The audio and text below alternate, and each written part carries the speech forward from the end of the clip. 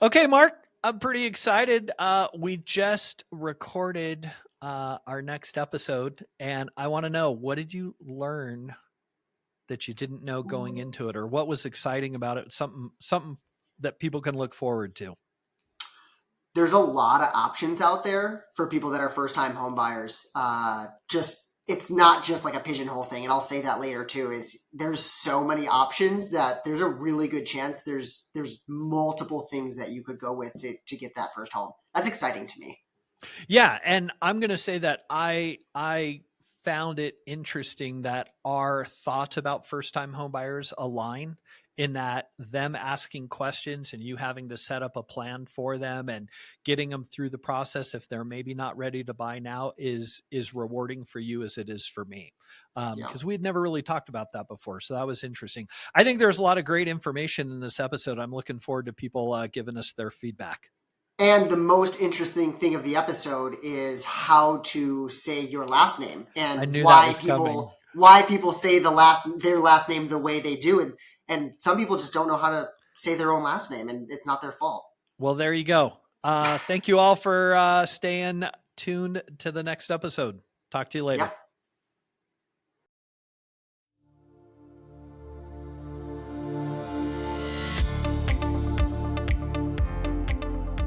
All right, welcome to SoCo's most interesting podcast. I'm your host, Mark Ditkof, with my awesome and amazing co-host, Chris Bongirno. How are you today, Well sir? done, sir. I appreciate the correct pronunciation of my last name.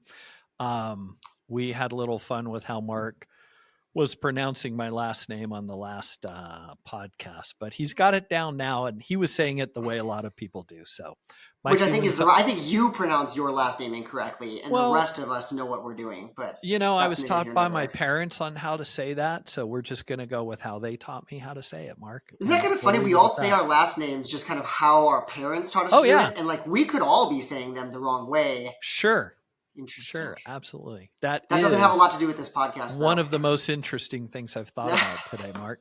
So Awesome. what's our topic today? What are we gonna discuss today for the So people? last episode we talked a little bit about wealth building through real estate, and I had a few people come to me actually after and say, "Awesome, I'd love to grow wealth through real estate, but I've never bought a house before. I don't know where to start. I've heard of these first-time homebuyer programs, but what does that entail? I don't know how to even get started." I said, "You know what? That's actually a really good idea. That Chris, you and I could sit down and talk for just a couple of minutes about what are the options for first-time homebuyers, both on the loan standpoint." And then also in the real estate standpoint of what we can do to get people their first house. Is that something we can talk about? Yeah, I think so. And Mark, I'm going to ask you a question, kind of right off the bat. Mm-hmm. Why? Why do you think? What do you think first-time homebuyers are either confused about, or intimidated by? Like, what is one of the big obstacles to get someone going? So a lot of first-time home buyers, in my experience, they come to their real estate agent first because they don't even know that they could go to a lender first. I'm not saying they should go to a lender first. I like that they come to me, but I do know a lot of the obstacles come into they don't know how much money they need. They expect to need a lot more money than they really do, and then they also don't know what kind of house they can buy. And so I think if we can cover some of those ideas today, that's going to answer a lot of questions for Do you people. think it's just them being intimidated? Like they don't want to find out the real answer. They don't want to know that they can't buy a Mm. house, or they're scared to make that first step. What holds them back from making that phone call or that text or that email to you to get started? Is it just the fear of the unknown, maybe? I think you might be right with fear of unknown, also just the unknown of the unknown, right? They don't know what they don't know about the process. They don't know how attainable homeownership can be. I got to tell you, and again, Colorado is where I focus. Colorado, in my opinion, has made it really, really attainable to get your first home. And I've listened to a lot of other podcasts, read a lot of other books. I don't think every state has options like what Colorado gives people, which is home ownership in a basket for them. Really, they just got to put their ducks in a row a little bit, and you can get a home. Yeah, absolutely. And I want to kind of point this out because I think some people get confused, both in the industry and without or outside of the industry, is that a lot of the same challenges that a first-time home buyer will have apply to multiple home buyers, where they're on their third home. Mm-hmm. So it's not necessarily a unique situation for a first-time home buyer, other than they don't have the experience of going through it. Yeah, I But think you're absolutely many right. of the same challenges are going to be the same. The one that we're most frequently dealing with on the lending side is down payment or closing costs. Where are they going to get the money to actually buy a home? Um, that's really what I think most often we're dealing with, that's unique to a first time home buyer, but not exclusively. People that are selling a home, not so much in this market, but in previous markets, they weren't getting a lot of cash from the sale of their home. Um, and they needed some assistance that first time home buyers did. So I, I, I don't want first time home buyers to think that you've got extra challenges that other people don't, because really you're very in similar situations. It's just that experience of going through the process. Yes, and I think you're right, not just for first-time home buyers, but a lot of other people, a lot of people that haven't bought a home in 10, 15, 20 years, might as well call them first-time home buyers Right. because they don't Right. remember the process, and the process has changed so much, especially, through the recession that happened in the late 2000s, all the Right. safeguards that got put in place. It's a different experience now. So let's get into it now. And so let's Yeah. talk, Yeah. what are these options? And so let's just talk about the most common one right off the bat on the lending standpoint of things. So Chris, what is the most common first-time home buyer strategy that people use lending-wise? So again, typically it's down payment is what we're looking at, and then Mm-hmm. also closing costs. So I'm going to preface this by saying, in most cases in today's market, we're having sellers cover closing costs for buyers, that especially first time home buyers. That's not going to be in every market in Colorado or every market nationally, but here in Southern Colorado right now, the sellers are covering closing costs in most cases. So really what we're going to focus on is then, where do they get down payment from? And we've got a great organization here in Colorado called the Colorado Housing and Finance Authority. And there's other organizations within Colorado that also provide down payment assistance.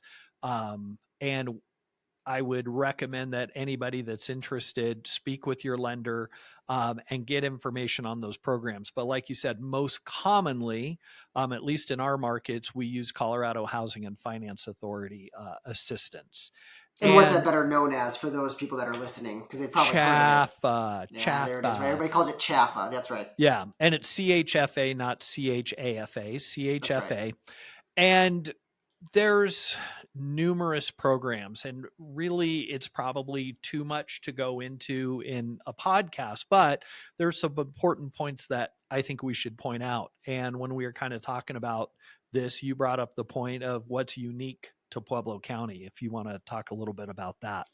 Yeah, so people come to us all the time. I'm a first-time home buyer, so I want to use Chaffa, right? And I say, well, that's awesome. Let's do it if that's the right situation for you. But also realize you don't have to be a first-time home buyer to use Chaffa. Chris, and you'll help me out on this if I'm wrong, but my understanding of it from the real estate side is you can't hold two Chaffa loans at the same time. But if I bought a house using Chaffa, I could sell that house and close at 11 a.m. and then using Chaffa buy another home at 1 p.m. that same day, as long as those two loans aren't open at the same time. Is that right? Yeah, it is. And again, that's limited by program. So Chaffa Mm-hmm. does have some programs that's not available on, but it's absolutely available on their conventional program, on FHA, on VA. There's some unique situations we need to be careful of when we're doing FHA and so forth. But your lender, if they're comfortable with Chaffa, should be able to walk you through that. The other thing that we should cover is that Pueblo County is a targeted area. Okay, the whole county is a targeted area. And there's other areas within Colorado that are also targeted areas. And the reason that's important is Chaffa's first step program is the guideline is that you have to be a first time home buyer for that program. But if you're buying in a targeted area, you don't have to be a first time home buyer. So all of Pueblo County gets access to that program, whether you're a first time home buyer or not. And the advantage of that is that it has their lowest interest rate. That's So awesome. that's why it's important to look at that. It's only available for FHA loans. And we're really kind of talking about first time home buyers. And so what I want to bring up to the folks who are considering buying that are first time home buyers, one of the things that CHAFA and other down payment assistance programs require, whether you're a first time home buyer or not, in many cases, is that you have to take a home buyer education class. Yep. I highly, even if you didn't have to take them to get the down payment assistance, I would highly recommend the classes. They're good classes. They cover a lot of information that you probably have questions on that you'll ask me or your lender or your real estate agent, but it's also good to get those from somebody else in more of like a classroom setting, either in person or online. And that's going to really get you going in a good direction. So whether you take that before you even start talking with a lender or a realtor or after, I definitely recommend that. And that class is good for 1 year, right? So if you take the class and it's been a year since you've taken it, then you go to buy a house, you'll have to take the class again. Correct. But everybody I've heard, so we've helped lots and lots and lots of first-time home buyers. You and I together, Chris, have helped lots and lots and lots of first-time home buyers. Every single one of them has said something along the lines of, yeah, it was kind of a pain to take it, but man, it was a really good class full of a lot of good information. Right. I'm glad I took it. It answered a lot of questions towards homeownership. I think it lowers that fear factor if you get through that class. Yeah, they know what to expect. They know what some of these nuances are that otherwise it's going to wait until you start paying your mortgage. You go, shoot, I didn't know about that, or I didn't know about this. And they kind of teach you that up front. It's almost something that people say should be taught in like the high schools and things like that. Right. Well, at least you're getting it here. So let's what was the other thing? I was saying, let's talk a little bit more about the CHAFA program then too, for the people that are watching in regards to, so what do I need? So typically in the past, people said you need 20% down to buy a house. You got to pay for your closing costs, whatever those look like. And by the way, for those who don't know what closing costs are, those are the costs that don't go towards your home, but they're the fees associated with buying the house. So there might be lender fees, title fees, real estate commissions, other escrow fees, whatever it is. And so those are the closing costs. Chris said earlier, goal is in this market right now, we'd like to see sellers trying to pay some of those, if not all of those. Never a guarantee, but it's a good ask. Down payment negotiation. Down payment wise though, that's where we want to talk a little bit. Do I need 20% down to buy a house using CHAFA? Is that still a thing? Yes. No, not at all. And one thing that I want to point out, sellers can't help you with the down payment. Okay. So that's why these organizations are important.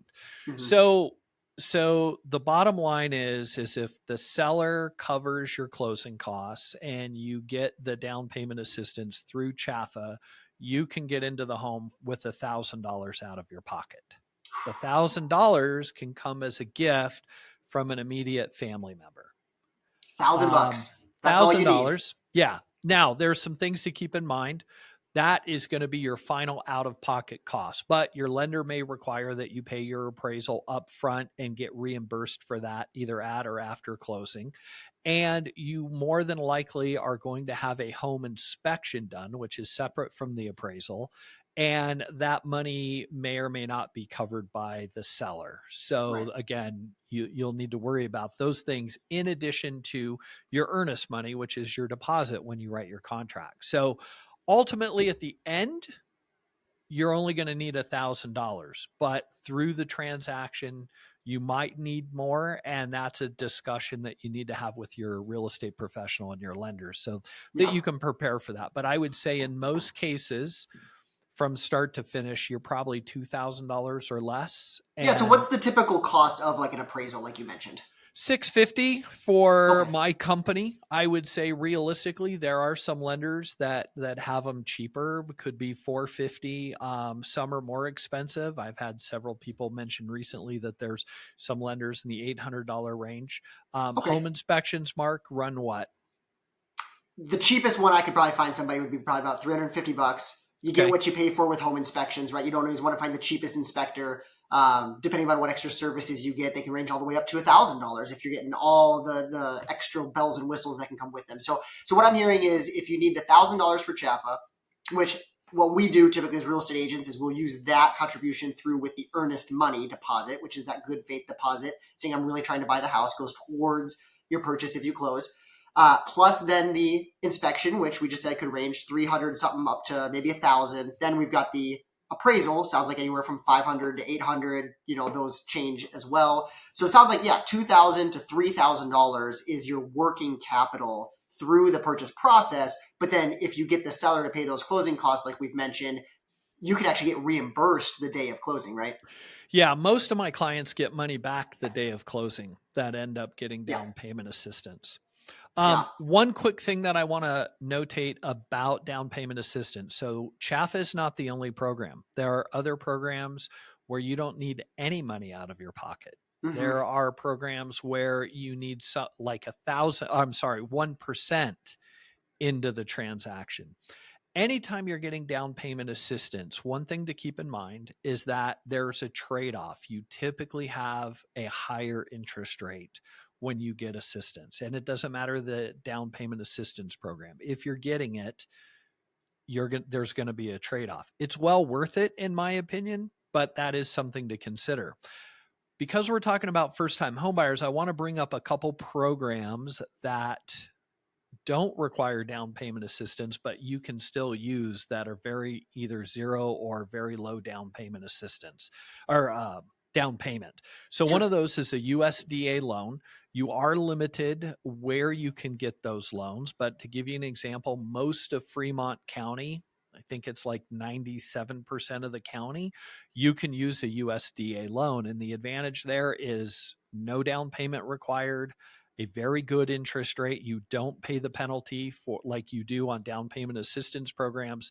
And their equivalent of monthly mortgage insurance is a lot cheaper than other loan programs. And then, of course, we've got VA loan programs for veterans. There's a conventional loan program with just 1% down of your sales price. So if you were buying a $300,000 home, you would only need to have $3,000 into the transaction. So my point is that as a first-time homebuyer or not, all of this is going to be intimidating. Loan officers that I've trained in the past have been intimidated with all these different options. How do you figure out which one is right for you? Yeah. I don't think you figure it out on your own. You work with your real estate agent, you work with your lender. That's what we're here for. Mark, talk about I've heard first-time home buyers say, I don't have money up front to pay someone to find out all this information. Do you charge when someone talks to you about buying a home? Oh, we charge so much money. Yeah, exactly $3 for a consultation. So yeah, no real estate agent, no viable real estate agent that I know of is going to charge anything for a consultation. Our whole goal. Do you feel like you waste your time with a first-time home buyer that's not ready? No. First-time home buyers are you talk to any buyer specialist or buyer agent or somebody that works with buyers consistently. Honestly, first-time home buyers are some of the most fun people to work with. Just because, and the price point's a little bit lower, and yes, they need more hand-holding. They are just more hours to put into it, but the joy that they bring to the job for us is true, and the passion is there. Their eyes light up when they get the opportunity to buy a house, and it's just a lot more fun to work with people that it's not just another thing in their day. Right? People that have bought 10 houses or investors or even people that just move a lot, like they're just, I know the process. Here's we go. That's what I'm looking for, whatever. First-time home buyers, it is so much fun. And I meet with first-time home buyers. You're much more engaged. You're much more engaged with a first-time home buyer. And just to be able to then touch base with them after they own the home and figure out the things they've figured out. And then a couple of years later, then leading them through that process again with different eyes on now because they've been there, they've done that, they know what their options are. I feel like a lot of times the biggest hurdles with first-time home buyers on the real estate side is their expectations, right? They come in, especially with today's interest rates and today's values, and they tell us what they want in regards to, and I always tell them, that's the next house you're going to get, right? The things that all your bucket list things that you want in your home, that might be house number 2, maybe even house number 3. House number 1 is our stepping stone house. That's the first one to stop renting, building equity, getting into a home where you have a fixed mortgage instead of rent, which can vary every year, right? And keep going up. And so let's get into that house so that in 3 to 5 years, we can trade that house ideally for that second house that has a lot more of those bells and whistles you were looking for. And that conversation helps a lot of first time homebuyers realize that a house, there's no soul house out there. I was, there's your soulmate out there, right? And you were born to find them and then be with them the rest of your life. Houses are not that way. Houses, there are lots and lots of very, very good houses. Two generations ago, we had Americans that lived in houses 25 years. Right. Consistently. Right. That's not the case anymore. I mean, that they were generational homes. People lived in them until they were ready to go to a nursing home in a lot of cases. That's not the case anymore. First-time home buyers average 3 to 5 years. Second-time home buyers average 7 to 10 years. So even that second home, you think you buy it and, I could live here forever. Chances are within 10 years, you're going to be selling it. Yeah, absolutely. Absolutely. One of the things that I run into a lot with first-time home buyers, and I wish there was a way to get the message across they don't have to feel this way. They're embarrassed that they don't know where to start. And I think they feel less than because they're not an expert in it. And that's kind of the intimidation factor. They don't want anybody to know. They don't know because it seems like everybody else has their act together, and everybody they know either owns a home or is working to buy a home. And what I try to tell people is, listen, I've done this for, 20 years plus. This is your first time. And most of the folks that I work with are first-time home buyers. And relax. You're not supposed to know everything. Ask all the questions. And that's what I would encourage first-time home buyers that are watching this is ask questions. And if you're working with someone that makes you feel stupid or that you're wasting your time, find someone else to work with. Because as an industry, we need to help you buy your first home. And there's no stupid questions. There's no dumb questions. And the more questions you ask, the more good answers you get, the less stress and the less anxiety you're going to have during the process. And more likely you're going to actually find the house that works for you quicker. Right. Right. Because when you ask those questions, then your real estate agent, your lender can kind of guide you to the right direction and get you what you need faster. And if you are a first-time home buyer and you're working with a real estate agent or a lender that is really pushing you to the closing table, that's a red flag, and you need to really hit the brakes, hit pause, take a step back, and think about the process. You should want to buy the house more than they should want you to buy the house. Right. Because if they need you to buy the house so they can pay their bills, that's not the right real estate agent for you. You need one or right lender for you too, right? And so you need to make sure that you are working with somebody that this is truly their career. They have a real business. And if you don't ever buy a house, that's not going to negatively impact their ability to feed their family. And that's what you need to be looking for in somebody, because there's first-time home buyers. It took us probably 3 years from the first time we talked until they actually bought a house. And I've got people I've talked to more than 3 years ago that I'm still in communication with. And one day, I'm sure they'll buy a house one day. And whenever they call, we answer their questions and we make sure that they know what's going on with the rates and all of those things that we can. But it's never pressure, because people are ready when they're ready. Now, I would also encourage, don't wait, right? All we've seen, I've had people waiting since 2018, waiting for the housing market to crash and get a cheaper house like they did back in maybe 2008. And all it's done is values have literally doubled, interest rates have literally doubled, and now everything's a lot more expensive than it used to be. But don't rush into it because you feel like you have to. Well, I think here's the difference. I would rush into getting the information. Rush to educate yourself now, and then make a decision whether it's the right time or not for you. Yeah, I think that's the right way to say it. Because if you don't have the information, you can't make an informed decision, and you really need to be informed. I wouldn't listen to family or media or anyone else whether it's a good time to buy a home or not. What I can tell most people is that if you can buy a home, it's probably a good time to buy. For lots of reasons. And it's individualized. It doesn't mean that's for everybody, but usually if you can buy a home and you want to buy a home, it's a good time to buy a home. So Mark, what do you recommend for someone that's interested in looking at it as an opportunity, where do they start? Because some people, how do I find a real estate agent? How do I find a lender? What documents do I need? Do I make enough money? Like, there's 1,000 questions. Where do they go to get started? My favorite place to go to get started is go to your trusted real estate agent. And if you don't have one, there's a few places you can go to find one. One is Google is a really good resource for everybody nowadays. And going to somebody that's a little bit more successful, has a little bit more reviews, all those kind of things typically shows you somebody that's hopefully not going to pressure you, especially somebody that ask them, how many first-time homebuyers have you worked with in the last year? Right? And if somebody says, I don't work with first-time homebuyers, okay, well, that might be a red flag. Oh, sure. I haven't sold any house. I'm brand new. Are they really the best person to bring you through? And they might be, right? Don't necessarily go with just, your uncle's dog walker used his cousin and they know what they're doing supposedly, right? They might not, but don't just go based on somebody told you to use someone. Really vet them, make sure they know what they're doing. And then if you don't know if you qualify for first-time homebuyer programs or even for a loan at all, go to a good lender. Go to a good lender, because I've talked to people who say, oh, I don't have enough money saved. I'm not going to even talk to the lender yet. And I said, well, what if you wait to get the money saved and it takes you 6 or 8 months and then you go talk to the lender and, oh, shoot, your credit score is not there.